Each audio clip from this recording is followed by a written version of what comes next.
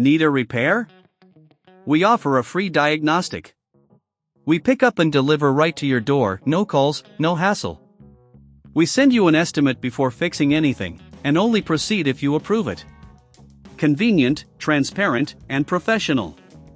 Link in bio/description. In this video, we will walk you through the essential steps to address motor warranty issues for your Dyson SV14 vacuum cleaner. First, let's gather the necessary tools. You will need a Phillips screwdriver, a Torx screwdriver, and a soft brush for cleaning. Start by ensuring your Dyson SV14 is completely powered off and unplugged. This is crucial for your safety. Next, locate the screws on the motor housing. Using your Phillips screwdriver, remove the screws carefully, ensuring you keep them in a safe place. If you encounter any resistance, check for hidden screws or clips that may be holding the housing in place. Once the screws are removed, gently lift the motor housing. You might notice some dust buildup inside. This is a good time to use your soft brush to clean the internal components. Remember, a clean motor can significantly enhance the vacuum's performance.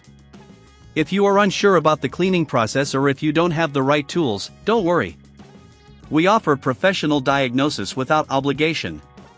Our team can help identify any issues you may have. Now, let's examine the motor itself. Look for any signs of damage, such as burn marks or unusual wear. If everything looks good, you can proceed to reassemble the vacuum. However, if you notice any issues, it may be time to consider a repair. Before reassembling, remember that we also provide pickup and delivery at your home. This means you won't have to worry about transporting your vacuum to a service center. Once you've inspected the motor, place the motor housing back onto the vacuum. Make sure it fits snugly and secure it with the screws you removed earlier. Be careful not to over-tighten, as this can strip the screws.